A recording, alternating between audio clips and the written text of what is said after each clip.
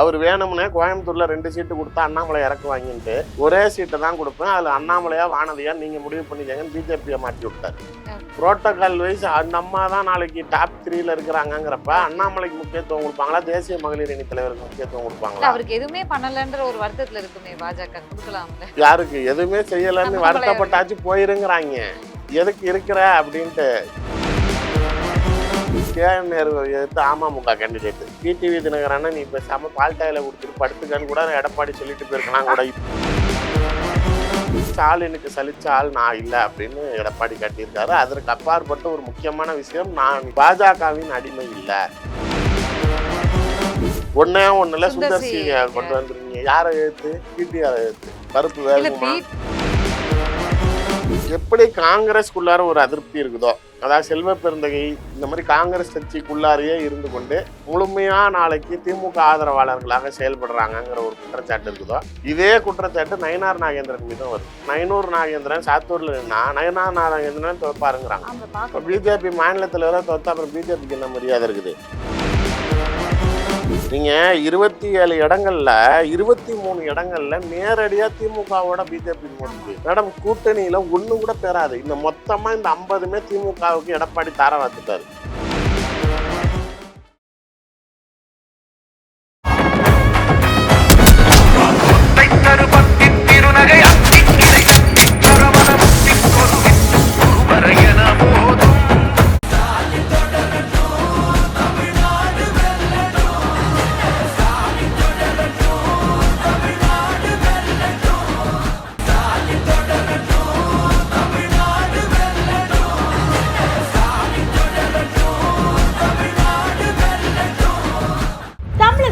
பல எம்பி எம்எல்ஏக்களின் வெற்றிக்கு வித்திட்ட கிங் 360 தேர்தல் வியூக சாப்ட்வேர் 2026 புதிய வாக்காளர்களின் அப்டேட் விவரங்களுடன் உங்கள் தொகுதியில் உங்கள் வெற்றிக்கு வித்திடுகிறது.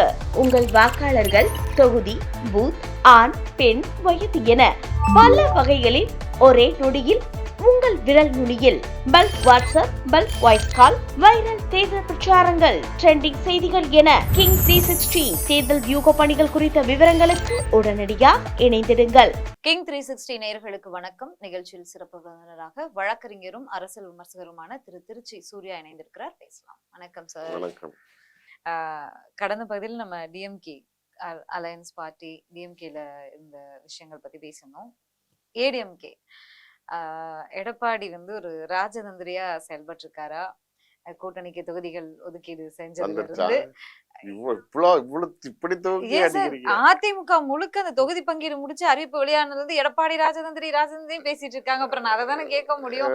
தொகுதி பங்கீடுல அவ்வளவு திறமையா ஒரு வேலை செஞ்சிருக்காரா என்ன அப்படிங்கறதுதான் நான் கேள்வியா கேட்கிறேன்.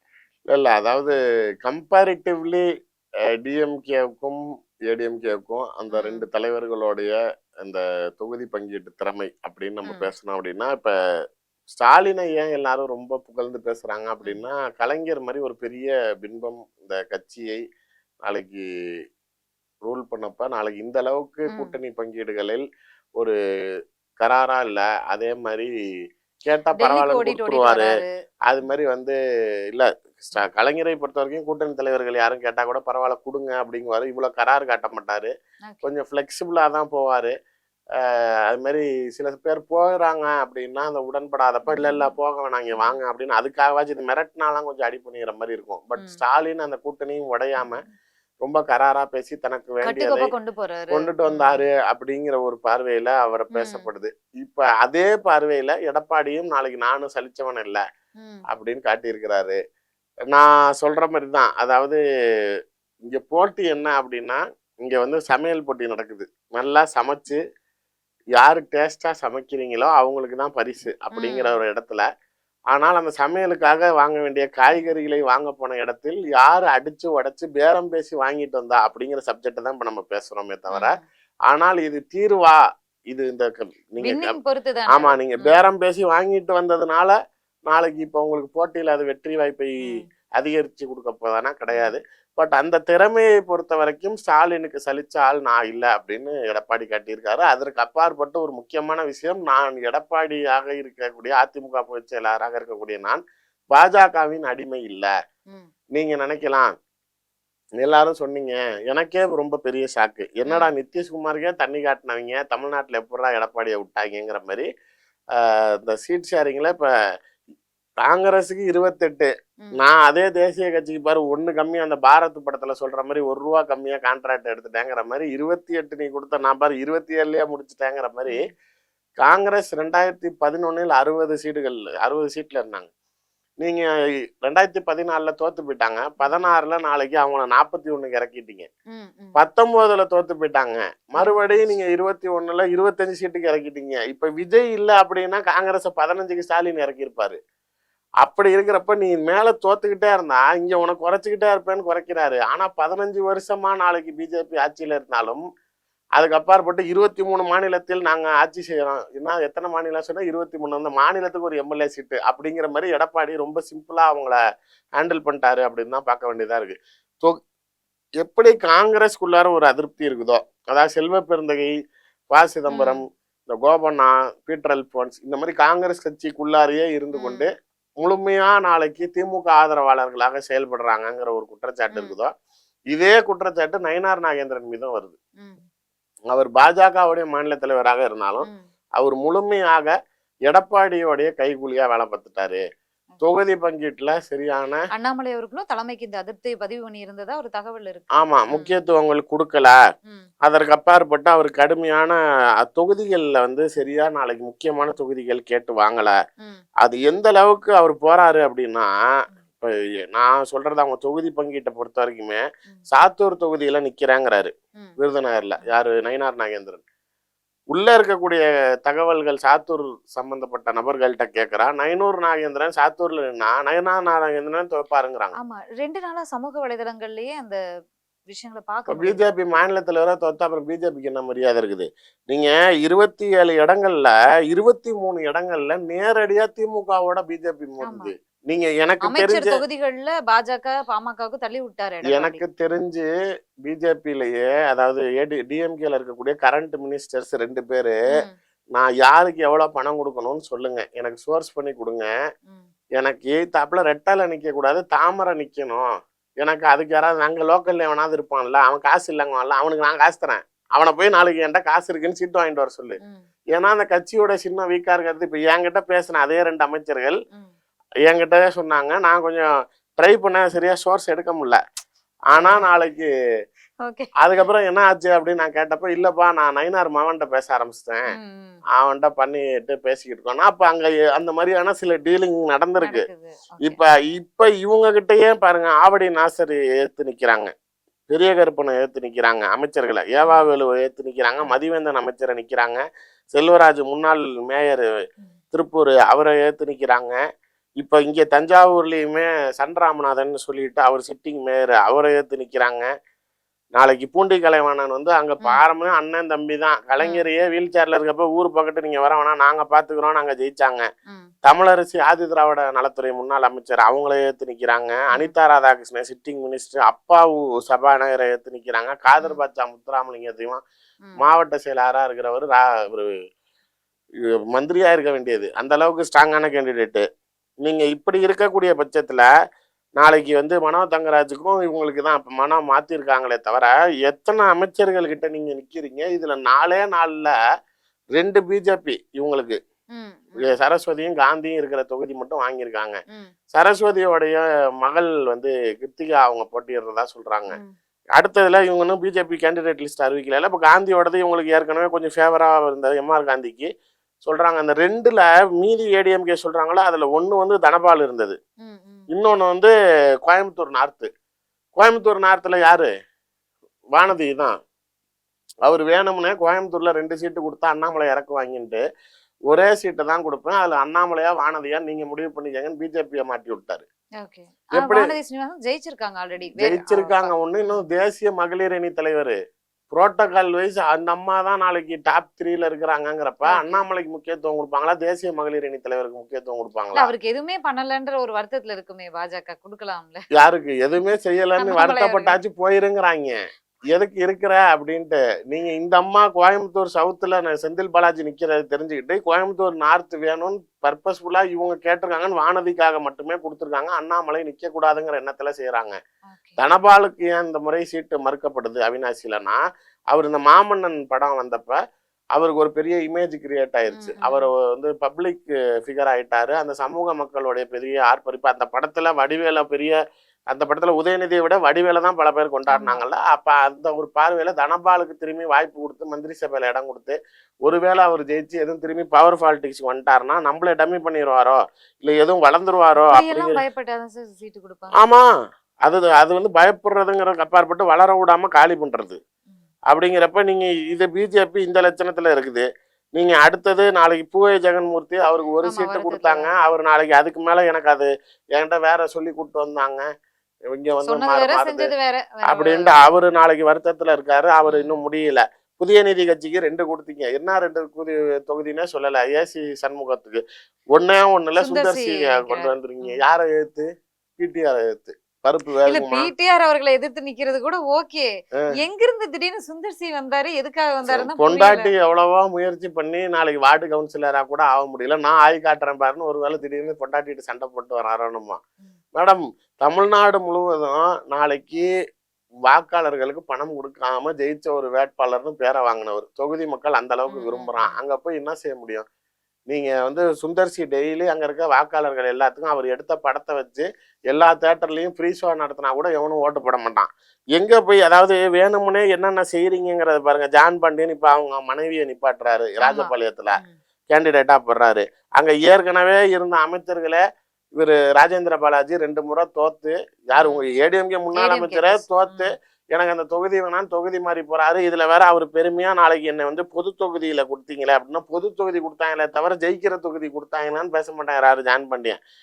தமிழ் மாநில காங்கிரஸ் சீரியஸா சொல்லுங்க, பாவம் அந்த ஆளு. அவர் ஏன் அப்படி, அதாவது சைக்கிள்ல கொடுத்துருந்தீங்கன்னா கூட ஏதோ பஞ்சரை ஒட்டிக்கிட்டு ஏதோ கொஞ்சம் தள்ளி கிள்ளி அச்சு ஓட்டி இருப்பாரு. ஏதாவது அவர் திரும்பி தாமரையை கொடுத்து 5ல் 3 மந்திரிகளை ஏற்று நிற்கிறார். முத்துசாமி, ஈரோடு முத்துசாமிய, அவருக்கு ஈரோடு முத்துசாமி கவுண்டர் சமூகம், முன்னாள் அதிமுக தலைவர். அவருக்கு நாளைக்கு வந்து இணக்க குணத்தை காட்டுகிறார் நாளைக்கு எடப்பாடி பழனிசாமி அவர் ஜெயிக்கிறதுக்கு.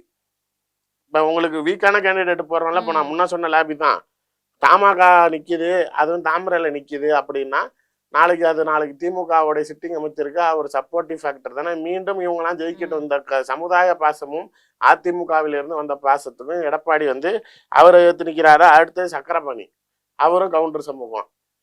இவர் எடப்பாடி முதலமைச்சரா இருக்கிறப்பயே சக்கரபாணிக்கு 600 கோடி ரூபா மேம்பாலம் கான்ட்ராக்ட், நிறைய கான்ட்ராக்ட், அதாவது இந்த திமுகவில் எனக்கு ஸ்லீப்பர் செல்கள் இருக்குன்னு சொடக்கப்பட்டார்ல எடப்பாடி, அப்பெல்லாம் இவர் ஃபுல்லாவே அங்க கான்ட்ராக்ட் டீலிங்கு, இந்த ஜாதி பிரியத்துல இருந்தவங்க அவருக்கு ஃப்ரீ பண்ணி விடுறாங்க.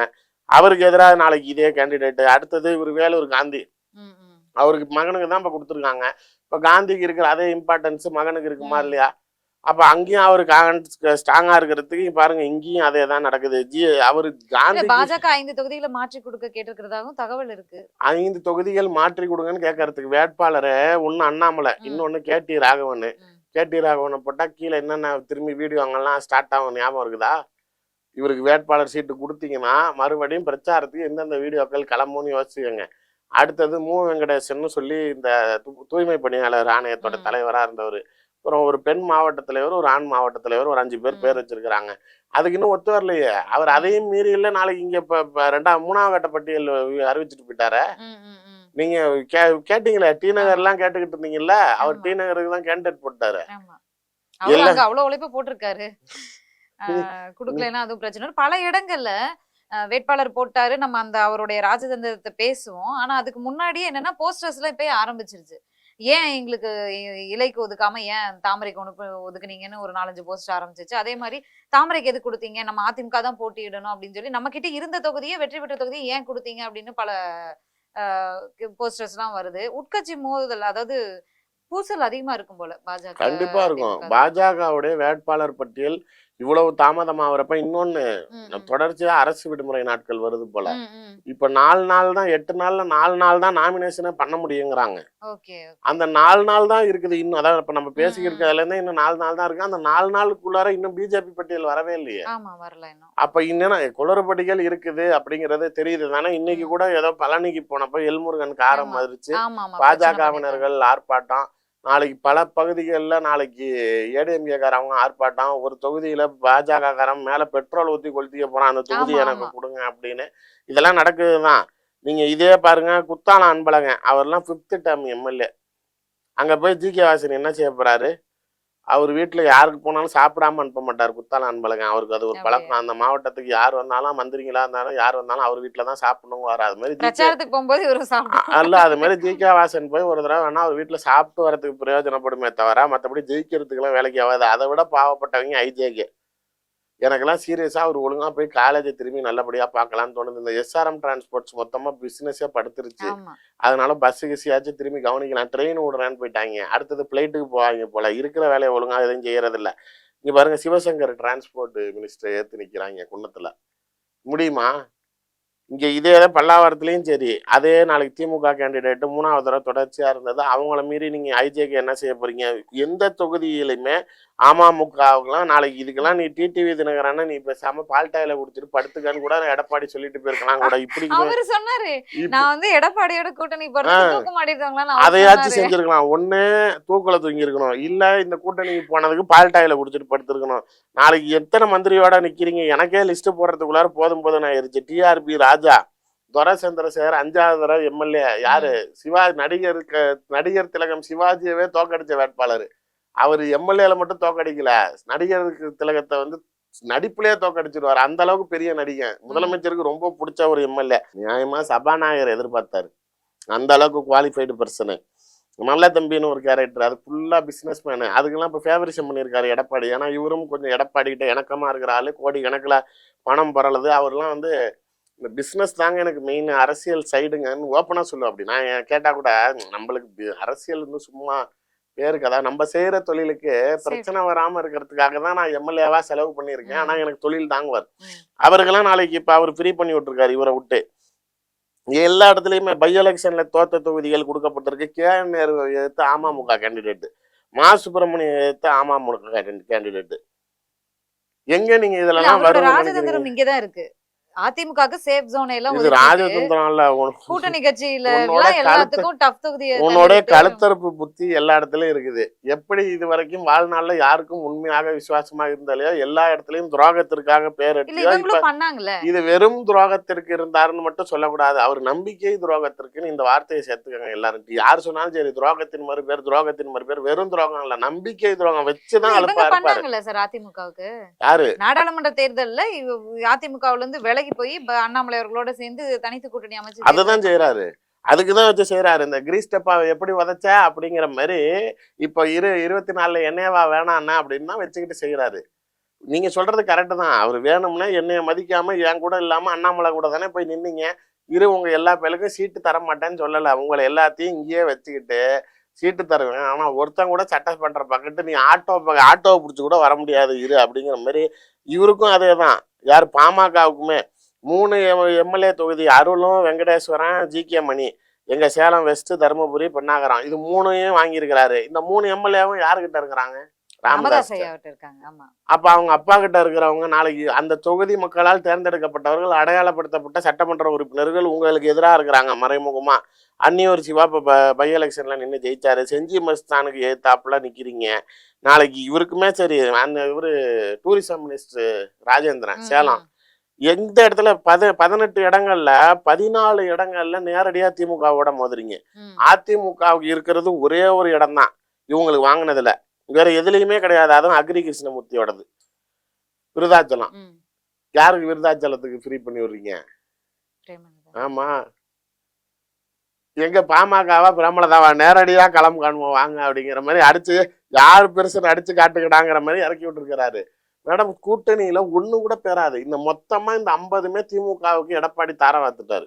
அதனாலதான் இந்த 168ல நான் ஜெயிச்சு எனக்கு தேவையான மெஜாரிட்டி வச்சுக்கிறேன், அவன் என்டிஏ கூட்டணி ஆச்சுன்னது அப்படிங்கிற மாதிரி. இந்த பாரு நான் என்ன செய்யறேன் அப்படின்னு இன்னைக்கு தண்ணி காட்டுறாரு. இப்ப நம்ம ரெண்டையும் பார்த்திருக்கோம்.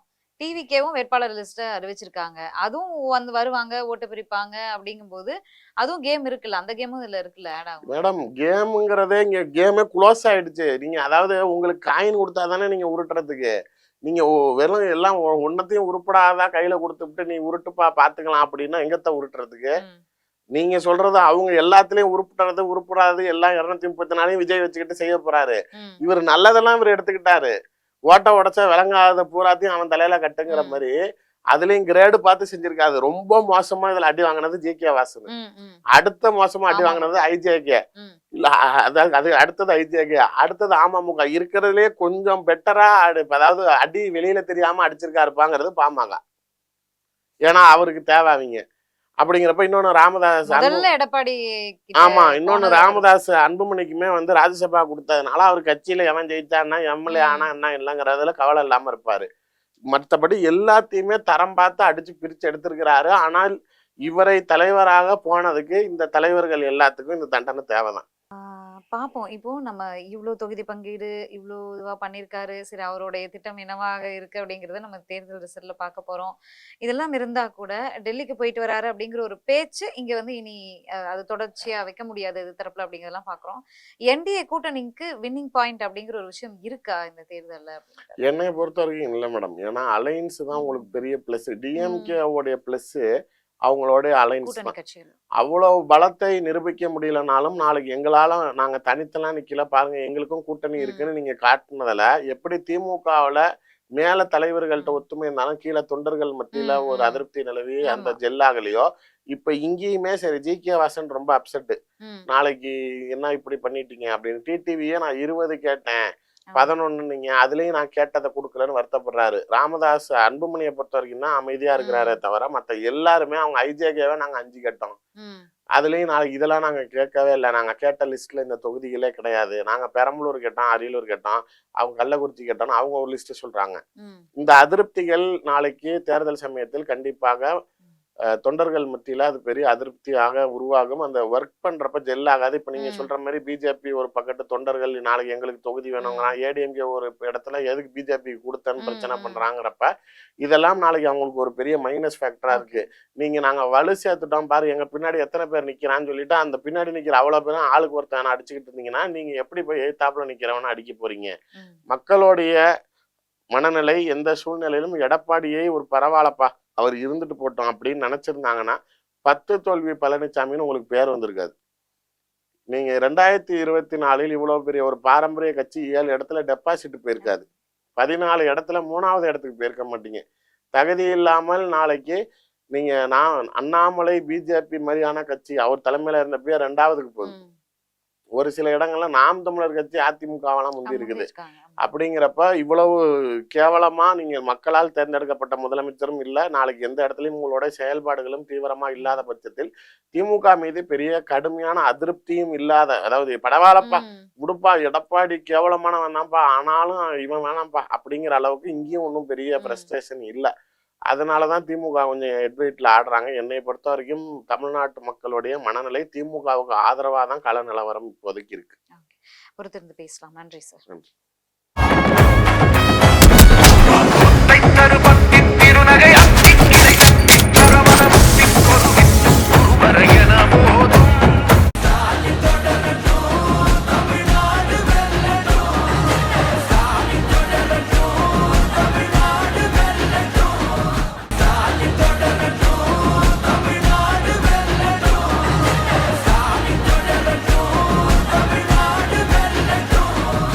தமிழகத்தின் பல எம்பி எம்எல்ஏக்களின் வெற்றிக்கு வித்திட்ட கிங் 360 தேர்தல் வியூக சாப்ட்வேர் 2026 புதிய வாக்காளர்களின் அப்டேட் விவரங்களுடன் உங்கள் தொகுதியில் உங்கள் வெற்றிக்கு வித்திடுகிறது.